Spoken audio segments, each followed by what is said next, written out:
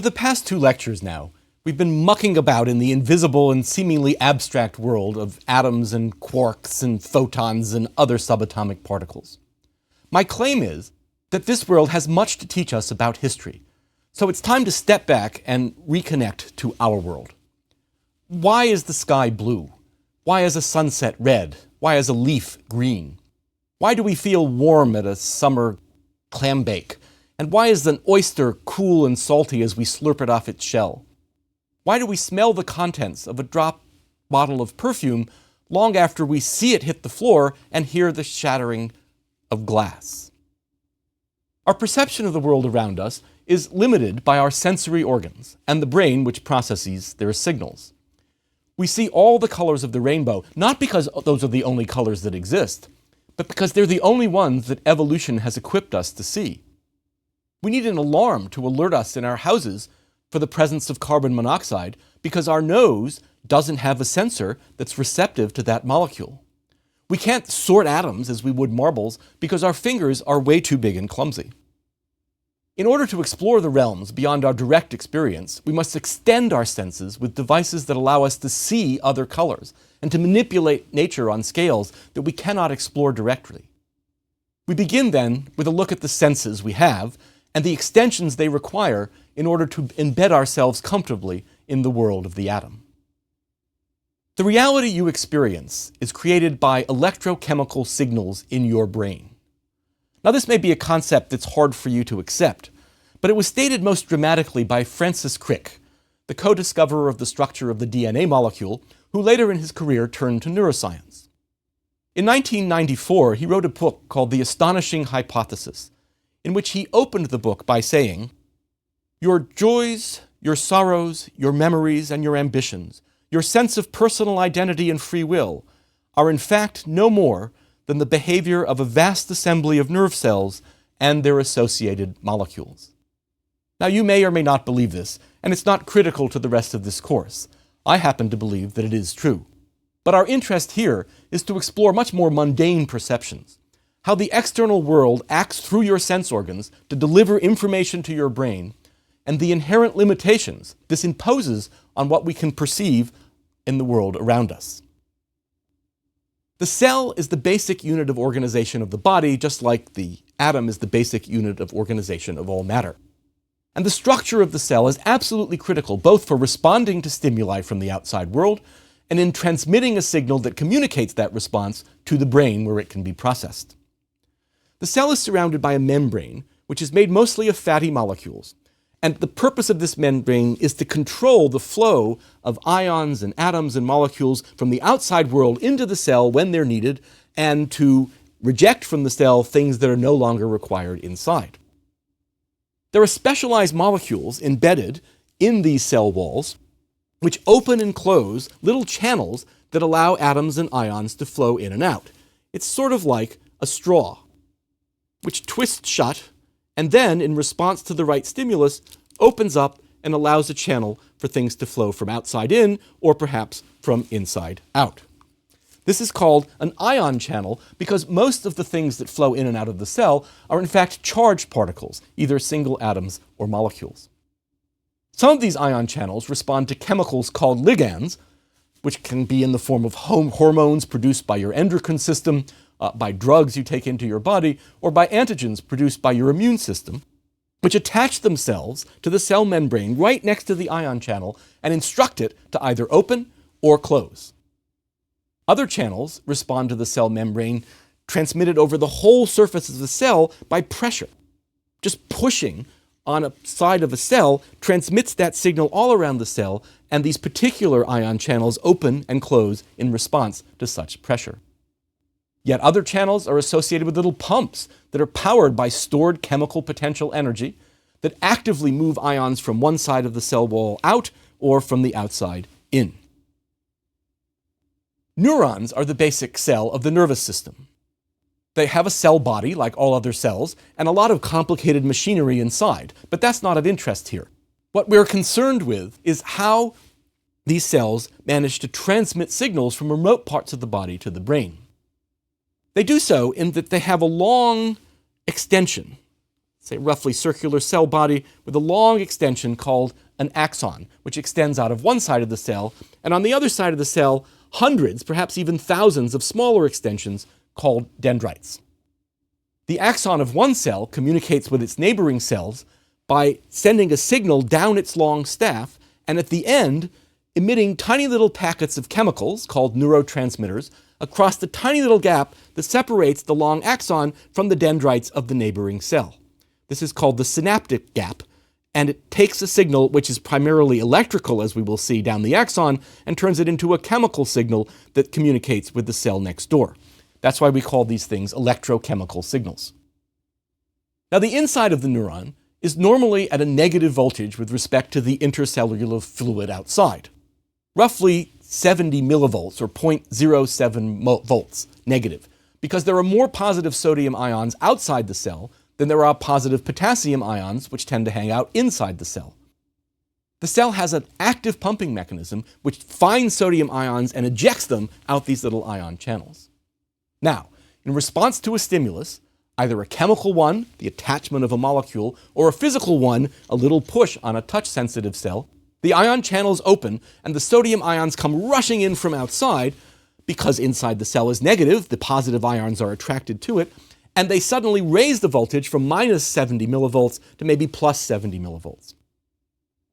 A few milliseconds later, with all those positive charges inside, they start repelling each other, and the potassium channels open so the extra positive ions can start flowing out again, and the cell returns to its resting state of a negative potential. This temporary spike in voltage is called an action potential, and it propagates down the length of the axon as the ion channels open and close in sequence, sort of like this. Watch my left hand open and then close, and this one opens, and this one closes, and that one opens, and this one closes, and that one opens.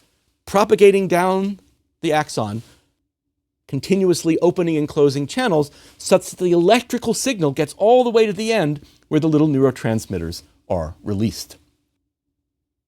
The signal travels at speeds varying from a meter per second, which is a casual walking speed, up to 100 meters per second, depending on the kind of neuron and where it is in the nervous system.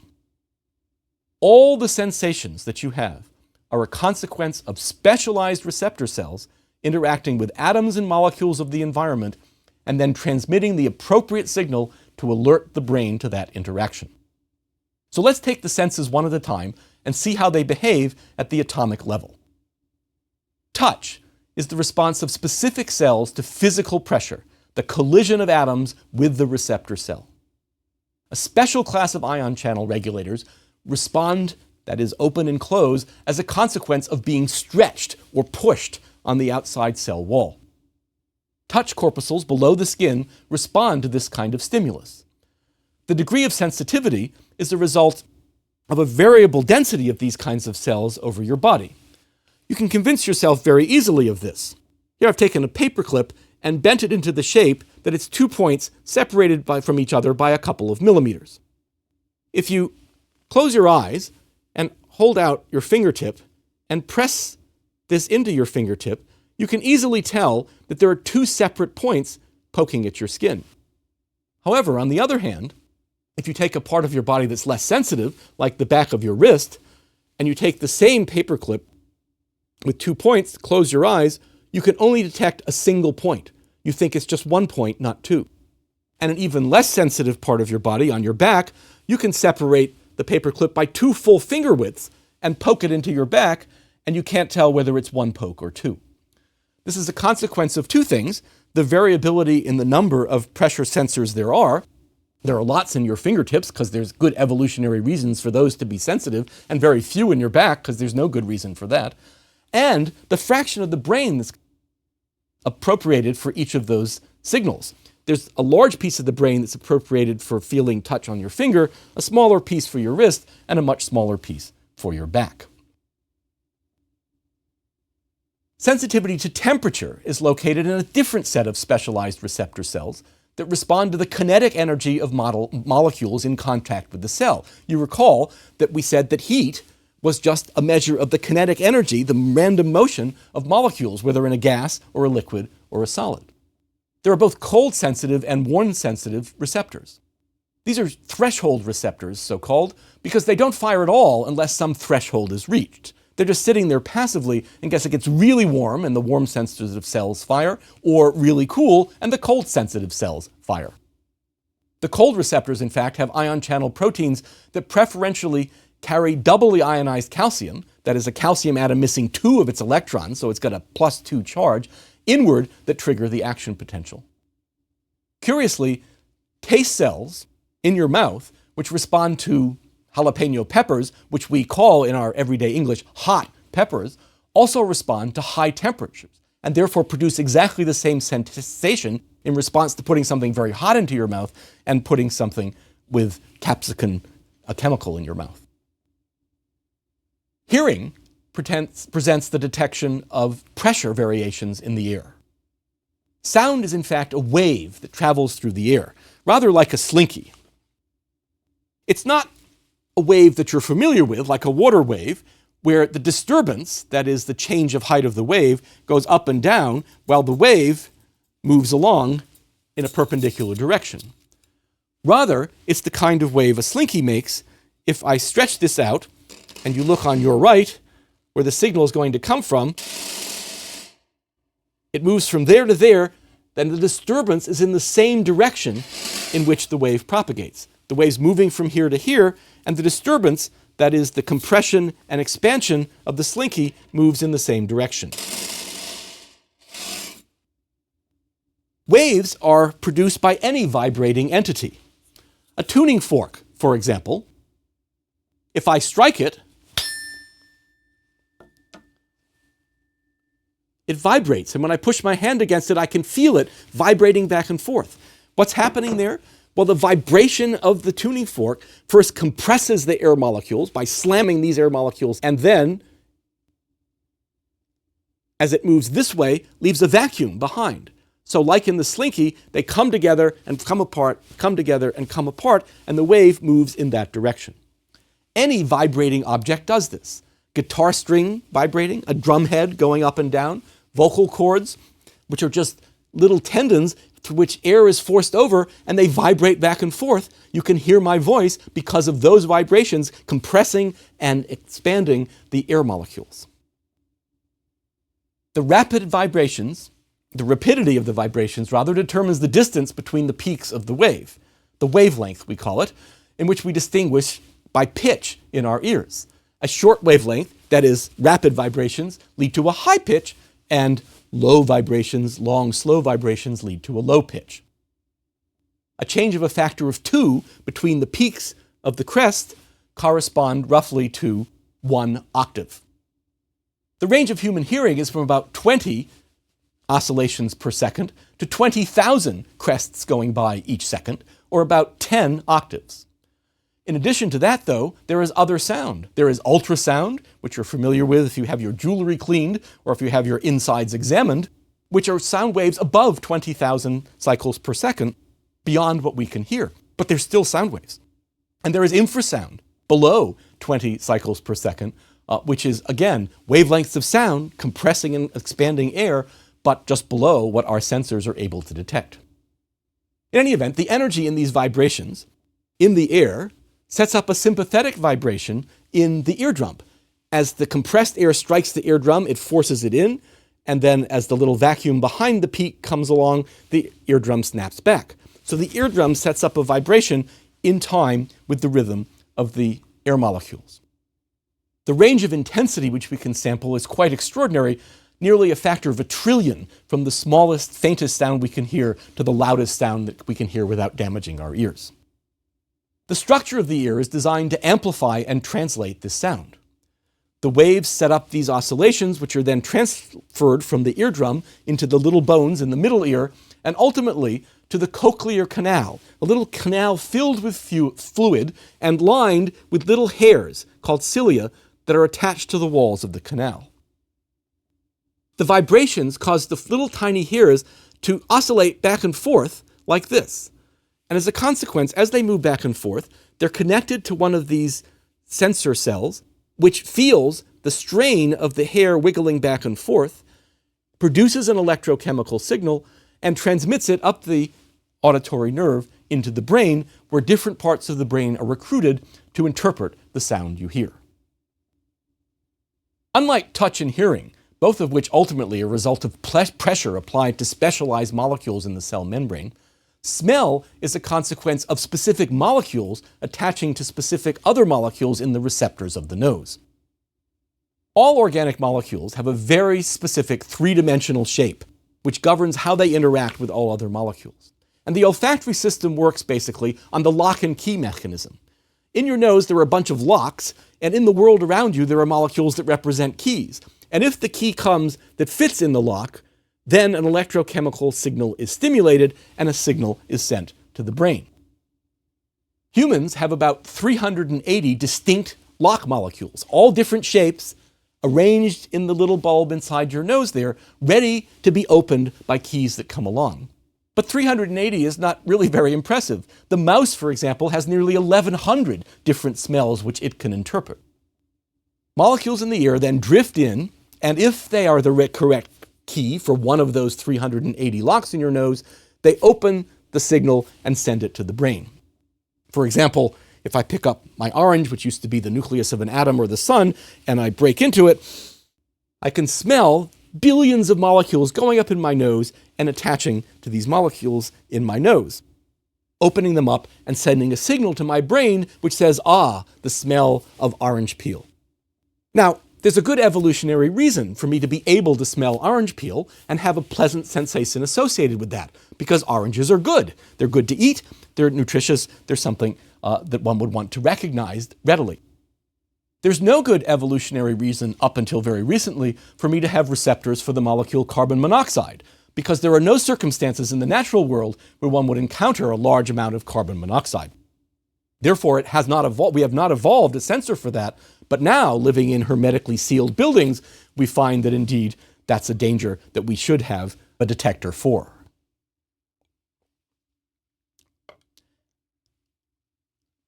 Taste is a consequence, like smell, of specific molecules attaching to specific receptors in the tongue. The taste system is really very similar to the olfactory system. Specific key molecules in food fit locks in the taste buds that trigger the electrochemical signal that goes to the brain. However, there are only 5 sensors, 5 different kinds of receptors in the tongue, as opposed to the 380 that are in the nose. Salty, sweet, sour, bitter, and one only recognized recently in the West called umami, known for a long time in Japan, which is sort of a savory flavor. If I take my orange here and peel it off and bite into it, I certainly stimulate the sweet sensors in my tongue. Flavor, as distinct from taste, incorporates cues from other sense organs in creating your total experience. For example, when I bit into that orange, not only did I taste the sugar molecules attaching to the sweet receptors in the tongue, but many vaporized molecules went back up, not through my nose, but around through the back, up here, to the same place where the nose has the receptors, and gives a lot of signals from the olfactory system simultaneously with those from the tongue. These smells play a large role in determining the flavor that you taste from something. Texture, determined by the touch-sensitive sensors, which are different in your tongue, also contributes to the experience. You've probably all had the unpleasant experience of taking a freshly cooked clam and putting it into your mouth and biting into it and finding a bunch of sand in there. Well, that gives you a distinctly unpleasant feeling as a consequence not of your taste-sensitive cells, but of your touch-sensitive cells in the tongue. Even visual and abstract, like verbal cues, can be incorporated into the brain, into the experience of flavor. There are a couple remarkable examples of this, one of which I recently experienced. There was an experiment done with several well-known enophiles, wine tasters, in which they were thoroughly blindfolded and given each 3 glasses of wine, which they were told were of a recent vintage from Bordeaux, beautiful red wines. They tasted them. They dutifully recorded in their arcane language of, a scent of brambleberry with a touch of cinnamon of what these wines were like. And then they were unblindfolded. The wines were all white wines. The mere suggestion to them that they were red had them tasting red wines. An even more striking experiment I did in my class recently at Columbia. I took two vials, two test tubes, put a tiny drop of the same chemical in each of the tubes on a little cotton swab. Exactly the same concentration, exactly the same chemical. I then labeled one of them with a little sticky label that said Parmesan cheese. And I labeled the other one with a little sticky label that said vomit. Without showing them the labels, I said, okay, you're supposed to rate these on a scale of disgustingness, where 0 is really quite pleasant and not disgusting at all, and 100 is totally disgusting. I then opened them and passed the vials around my class, having each person do it independently. Despite the fact that the vials contained exactly the same chemical, in exactly the same concentration, and therefore was a key fitting into exactly the same lock in the nose and sending an identical signal to the brain, the verbal cue that one was vomit and one was Parmesan cheese led to a difference of the Parmesan being rated a 15 on a scale of disgustingness and the vomit being rated an 85 on the scale of disgustingness. So your experience of the world modified or reported by your senses can be heavily modified by cues your brain has from other sources. Sight represents the ability to detect waves of electromagnetic radiation, or photons. Any charged particle, whether an electron inside an atom jumping between its possible energy levels that we discussed, or a positively or negatively charged particle running around freely in the universe, if it accelerates, will emit an electromagnetic wave. And the wavelength of each wave, the distance between one crest to the next crest, is inversely proportional to the energy of that little packet of radiation, or photon. Radiation wavelengths now range from hundreds of kilometers, so a peak on one side of a state and a valley and a peak on the other side of the state, to trillionths of a millimeter. And the universe sends us more than 50 octaves of this radiation. This electromagnetic spectrum, as we call it, includes things which we think of as very different, but are in fact all identical. They're all a result of oscillating electric charges, producing a disturbance of electric and magnetic fields which propagates through space at 186,000 miles a second. They include radio waves, from which you listen to your favorite radio station, microwaves, with which you warm up your cold pizza in the morning if you're really hungry for breakfast, infrared lights that you see in sort of cheap cafeterias that keep the food warm all the time, visible light, the fraction that our eyes can actually detect, ultraviolet light, the rays I hope you avoid by not attending tanning studios, X-rays, with which your dentist has that little machine that shines right through the skin of your mouth to examine your teeth, and gamma rays, the highest energy radiation of all, that comes from nuclear processes. All of these are exactly the same thing and are distinguished only by the distance between the crests of the wave. The human eye is sensitive to barely one of the 50 octaves that the universe sends us. You think of your vision as wonderfully important and tremendously valuable and rich throughout all the colors of the spectrum. But you're only seeing 2% of those colors, one single octave. Imagine how impoverished your view of music would be if you could only hear one octave instead of the 10 that our ears are designed to detect. Well, in fact, you don't even have to imagine how bad it would be, because I've actually made a demonstration for you. I've taken one of my favorite pieces of music, the fourth movement of Beethoven's Ninth Symphony, and I have imposed on it blinders, like our eyes impose on the radiation from the universe, such that you can only hear one octave at a time. So here it is. We start off with the entire symphony, the piccolos, the sopranos, down to the baritones and the double basses, 10 octaves of glorious sound, then bang! I put on a filter which only lets you hear the one octave around the A above middle C. Then I put on another octave that hears only the A an octave below that. All the music's still there, you're just blind to it. Then I jump down even further. Now it's so far down that you can barely hear a rumbling. All of the high frequencies have been thrown away. And then up to a high frequency. Sounds like a bunch of angry crickets, because you only hear one octave at a time, until all the music comes back together and you hear the beautiful range that your ears allow you to hear. Your eyes impose that same limitation on your view of the universe. And it's critically important that out of this tiny range, we manage to expand our vision to understand the universe. This tiny range of sensitivity is set by two numbers, as I said in an early lecture: the temperature of the sun and the strength of gravity on the earth. How can they be relevant? Well, the sun has a surface temperature of 5,800 degrees. And that leads to charged particles in its atmosphere vibrating at a certain frequency, because you remember temperature is just the measure of the speed with which molecules move around. That means most of those molecules are radiating in just the octaves that our eye has been tuned by evolution to be sensitive to. So it's not an accident that we view the radiation that's maximum from the sun. Furthermore, the strength of gravity on the surface of the Earth determines what molecules are retained in its atmosphere, as we'll discuss in some detail in a future lecture. And that tells us which wavelengths of light the atmosphere is transparent to.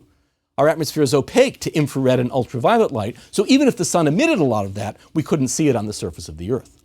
Thus, it's the combination of the temperature of the surface of the sun, which sets the speed of its molecules and the wavelength of its radiation, and the strength of gravity on the Earth, which sets the transparency of our atmosphere, that has allowed, over 400 million years of evolution, our eye to evolve.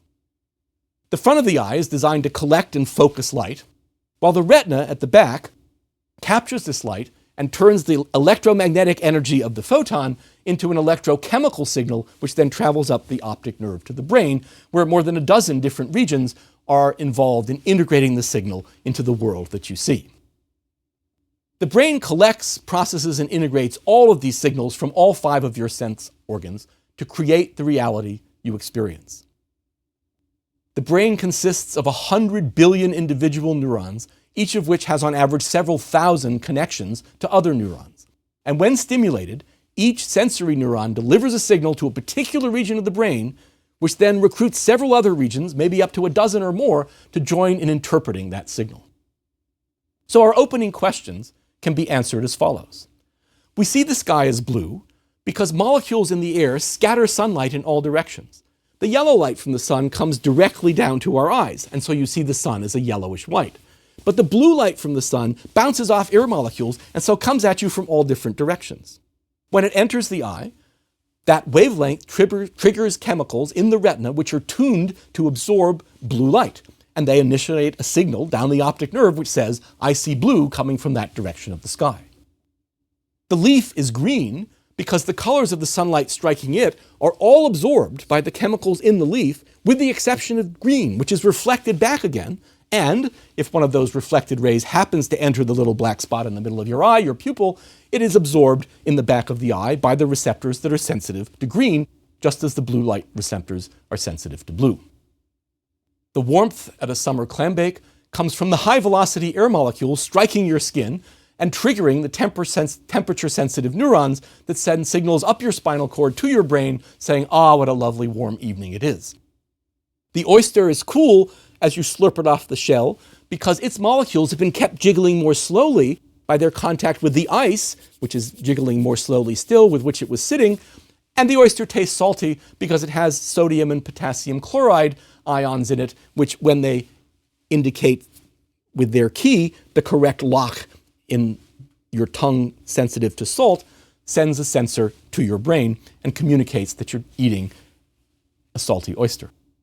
We see the perfume bottle break as light reflects off it to our eyes, and we hear the crash as the jiggling air molecules carry it to our eardrums and thence to the cochlear canal. But a molecule of perfume having escaped from the bottle, has to bounce off thousands of air molecules as it slowly jiggles its way across the room until it can find its way into our nose and open that particular lock and send a signal of smell to the brain. It's atoms and molecules at every step of the way. But as I've indicated, our senses are not enough to fully explore all of the physical reality. We need to get down to the atomic scale. And so we create detectors that expand our vision by 50 octaves. Radio receivers, infrared and ultraviolet cameras, X-ray and gamma ray detectors, allowing us to capture and analyze all parts of the electromagnetic spectrum emitted by all kinds of atoms moving at all kinds of different speeds. We devise traps that act as receptors for specific kind of molecules that our smell sensors don't recognize. We manipulate electric and magnetic fields so as to break a piece of material into its constituent atoms and then sort those atoms out one by one, separating them into different containers depending on their mass, and as a consequence, allowing us to count them.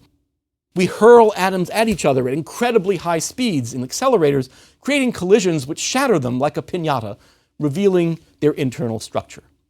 And we employ all these tools as we set about our task of reconstructing history atom by atom. Our experience of the world is limited by our senses.